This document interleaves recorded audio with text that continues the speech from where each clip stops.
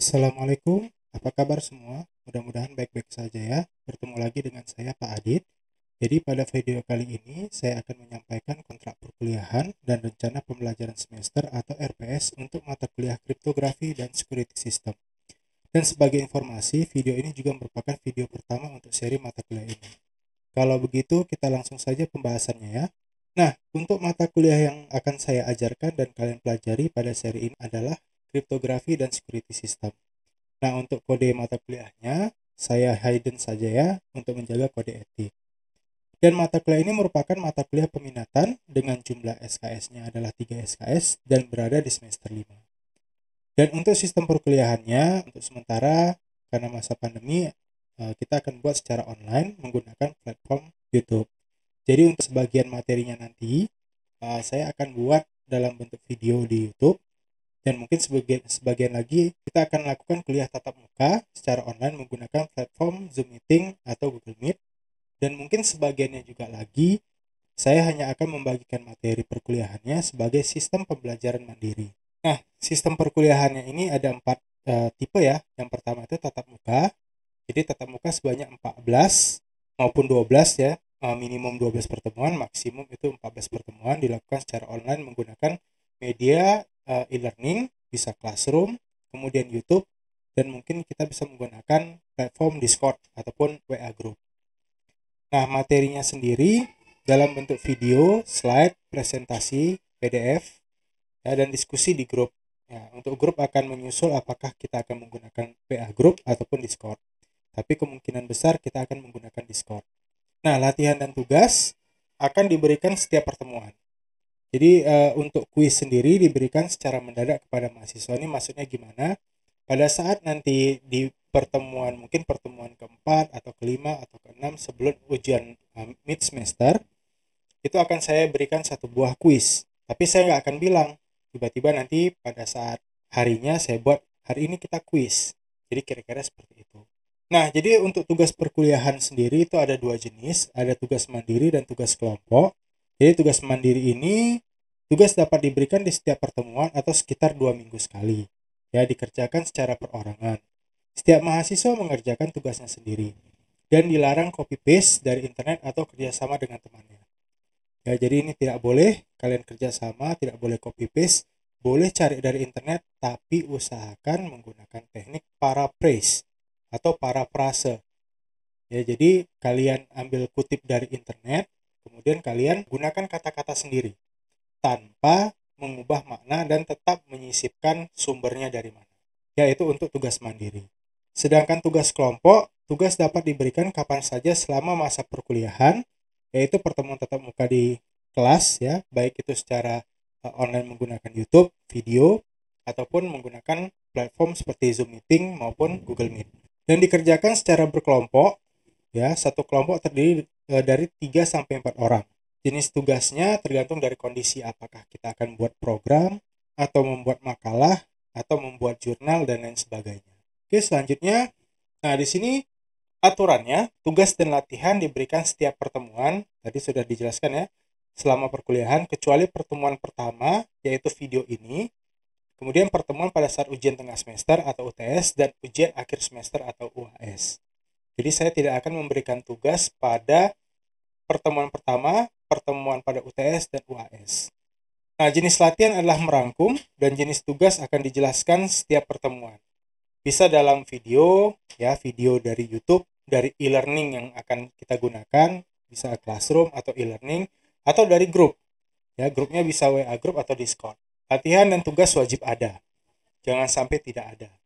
Jadi ini sebelumnya saya mohon maaf karena kondisi di sini sedang hujan ya, dan saya buat videonya juga dadakan ini ya.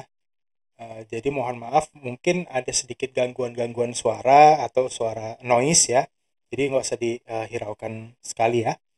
Jadi kita akan lanjut aja pembahasannya untuk kontrak perkuliahan. Jadi ini aturan pengumpulan tugas.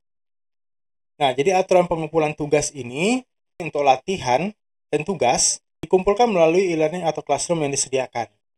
Jadi kumpulnya itu di classroom. Ya, jadi karena kita menggunakan classroom, kalian kirim jawabannya ke classroom. Nah, jika telat pengumpulan, ya tidak dapat dikumpul lagi. Ya, jadi latihan dan tugas yang telah terlambat tidak dapat dikumpul lagi. Ya, latihan dan tugas yang tidak dikumpul tidak dapat diserahkan langsung ke dosen pengampu, baik itu melalui Japri ataupun email. Ya, Japri jaringan pribadi ya. Jadi saya tidak bisa menerima itu karena sudah saya tetapkan kalian ngirim tugas itu melalui e-learning dengan jangka waktu yang saya tentukan. Untuk tugas dan latihan itu biasanya 1 minggu. Misal kita masuknya itu di hari Jumat. Hari Kamis minggu depannya jam 20.359 itu batas pengumpulan. Lewat dari situ itu tidak saya terima. Nah, jadi usahakan kalian mengumpulkan tugasnya itu sesuai dengan waktu yang saya berikan. Nah, selanjutnya untuk sistem penilaian sendiri ini kisarannya ya. Untuk kita di kampus kita kisarannya 80 sampai 100 itu nilainya A. Ya, 74 sampai 79,9 itu B+, 78,7 sampai 73,9 itu B, 63 sampai 77,9 itu C+, dan seterusnya. Nah, untuk khusus mata kuliah kita karena 3 SKS, biasanya ya, nilai C ini nggak lulus karena 3 SKS. Usahakan nilai kalian itu minimal C+. Dan sistem penilaian sendiri, absensi akan diperiksa setiap pertemuan dan tidak boleh telat absensi. Jika telat di luar dari waktu absensi maka dianggap tidak hadir. Untuk kelas pertama, range pengisian absensinya itu dari jam 8 sampai jam 10.30. Saya kasih toleransi sampai jam 12. Begitu juga yang jam kedua, itu dari 10.30 saya kasih toleransi sampai jam 13.30. Jadi jangan sampai kalian telat untuk absensi. Bobot di atas ya, bobot yang ada di sini tadi ya, dan penilaian ini merupakan penilaian saya hanya 50%. Tingkah laku dan sopan santun tentu merupakan penilaian tertinggi dalam perkuliahan. Ya, khususnya di mata kuliah saya, di kelas saya itu tingkah laku dan sopan santun kalian yang sangat saya nilai. Itu dari mana? Misalkan kalian menghubungi saya via chatting di grup ya, bertanya. Itu akan saya lihat tingkat kesopanannya seperti apa. Kemudian jumpa saya misalkan di luar atau di kampus, dimanapun, saya lihat sopan santun kalian. Jika syarat di atas itu tidak dapat kalian penuhi, ya, kalian yang bersangkutan itu diberikan sanksi pasti tidak lulus. Ya, sesuai dengan bobot penilaian. Bobot penilaian itu adalah sebagai berikut. Nah, ini bobotnya. Untuk absensi kehadiran itu sekitar 10%. Tugas latihan dan kuis itu sekitar 30 sampai 40%. UTS itu 30 sampai 40%, sedangkan UAS itu sekitar 30 sampai 40% juga. Nanti akan disesuaikan dengan regulasi dari kampus kita. Apakah nanti ini bisa 30 untuk tugas latihan atau 20 atau 40 atau 25 atau 35. Begitu juga UTS dan UAS nanti akan disesuaikan kembali. Yang pastinya jangan sampai tidak hadir, ya, absensinya kosong, tugas dan latihannya kosong, ya. Satu aja tidak ada tugas, latihan dan kuisnya, itu akan berkurang nilainya sangat jauh. Ya. Jadi usahakan jangan sampai tidak ada tugas yang tidak terkumpul. Selanjutnya untuk UTS ini sendiri wajib mengikuti, ya. Begitu juga UAS. Jadi ujian tengah semester dan ujian akhir semester itu wajib diikuti. Jika salah satu dari UTS ataupun UAS tidak ikut, maka dipastikan tidak lulus karena nilai setelah ditotal itu pasti tidak akan mencukupi standar kelulusan. Apalagi kedua-duanya UTS dan UAS tidak diikutin, pasti dijamin tidak akan lulus. Oke, selanjutnya ini bobot penilaian 75% minimum syarat untuk mengikuti ujian, ya, 75% untuk kehadirannya. Jadi minimum kehadiran itu 75, ya bolehlah 2 atau 3 kali tidak hadir dengan alasan yang jelas. Ya, tapi saya rasa kalau untuk kuliah online, apalagi saya upload videonya di YouTube, ya kalian bisa dari mana aja mengaksesnya. Oke. Nah, penilaian tertinggi adalah keaktifan kalian di grup, ya, komen YouTube jika materi dalam bentuk video, maupun e-learning serta sopan santun kalian.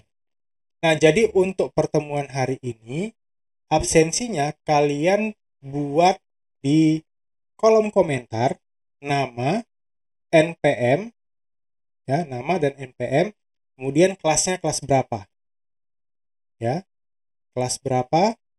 Nah, kalian buat di situ. Itu untuk absensi pertemuan kali ini, untuk pertemuan 1.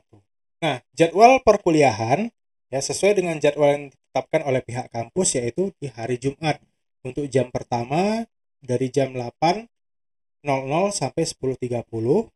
Yang untuk jam kedua, kelas yang kedua itu dari jam 10.30 sampai 13.00 atau 13:10. Nah, ini syarat lulus. Syarat lulusnya itu adalah absensi, jangan lupa untuk absen. Kemudian tugas, latihan, dan kuis jangan tidak dikumpul atau tidak dikerjakan. Selanjutnya ini ada satu lagi, saya tambahkan, jangan sampai tidak mengikuti salah satu dari syarat yang ditetapkan tadi, bobot penilaian. Ya, absensi, tugas, latihan kuis, kemudian UTS wajib ikut dan UAS wajib ikut. Ya, dan pelajari ulang dan pahami kembali materi yang sudah saya sampaikan, baik itu dari video di YouTube, kemudian dari kelas online ya menggunakan platform Zoom Meeting maupun Google Meet, dan materi atau diktat yang saya share ke kalian nanti. Nah, tata tertib perkuliahannya, jika materi perkuliahan dilakukan secara tatap muka daring menggunakan media Zoom Meeting ataupun Google Meet, bertingkah lakulah dengan sopan dan gunakanlah pakaian yang sopan. Ya, saya tidak menetapkan kalian harus pakai kemeja, enggak. Tapi kalian gunakanlah pakaian yang sopan pada saat kalian menghidupkan kamera Zoom ataupun Meet-nya. Saya bisa melihat kalian tuh berpakaian yang rapi, sopan. Boleh pakai kaos oblong, boleh kaos berkerah, boleh, atau menggunakan kemeja. Kalau memang pengen menggunakan kemeja, silahkan, tidak ada masalah. Nah, jika materi perkuliahan dilakukan dalam bentuk video, dan videonya itu saya upload ke YouTube, berilah komentar dan pertanyaan di kolom komentar dengan sopan. Ya. Nah, jika materi perkuliahan dalam bentuk slide, ya, file slide yang saya upload ke e-learning, baik itu dalam bentuk diktat, ya, PDF maupun PowerPoint, ya, pelajari dengan baik dan bertanya jika ada yang tidak paham. Oke, jadi kalau materi sudah saya sampaikan, kalian pahami, kemudian kalian berikan pertanyaan kepada saya. Selanjutnya, dilarang telat dalam absensi. Ya, saya tidak akan melayani pertanyaan-pertanyaan apapun dari kontak pribadi atau japri. Ya, jika ingin bertanya, gunakan WA group ataupun grup Discord yang sudah saya sediakan. Dan nanti mungkin pertemuan selanjutnya itu akan saya share Discord-nya, grupnya akan saya buat dulu, nanti akan saya share di video. Tapi kemungkinan di classroom aja, karena takutnya di video siapa aja bisa masuk, ya. Di YouTube nanti takutnya banyak yang bukan dari kelas kita. Jadi ini khusus untuk kelas kita aja di mata kuliah kriptografi dan security system. Oke, selanjutnya mungkin saya akan membahas mengenai RPS-nya. Jadi untuk capaian pembelajarannya ini, kalian mampu menangkap dan memahami konsep dan ruang lingkup kriptografi dan keamanan sistem. Ya. Kemudian kalian mampu memahami dan mengimplementasikan metode-metode dalam kriptografi. Yang ketiga, kalian mampu menerapkan dan mengembangkan metode-metode kriptografi dalam sistem bidang jaringan komputer. Karena kebetulan mata kuliah kita ini di kampus kita merupakan mata kuliah peminatan dari jaringan komputer.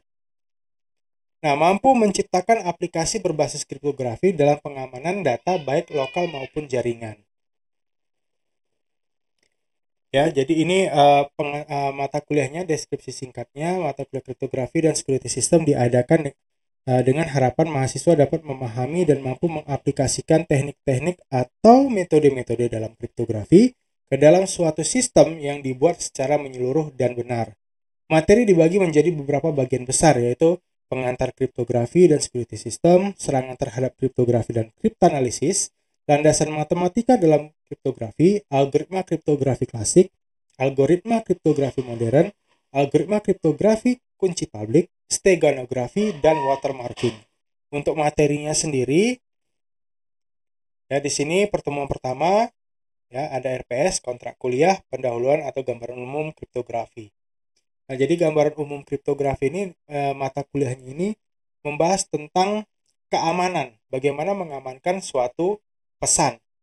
Dasarnya kriptografi itu mengamankan suatu pesan sehingga tidak diketahui oleh orang lain. Nah, jadi pertemuan selanjutnya kita akan membahas tentang pengantar kriptografi, ya, memahami pengertian dan terminologi dalam kriptografi dan tujuan kriptografi ini dibuat. Nah, untuk pertemuan selanjutnya, pertemuan ketiga, kita akan bahas tentang sedikit sejarah, jenis dan layanan kriptografi. Ya, pertemuan keempat kita membahas tentang serangan terhadap kriptografi.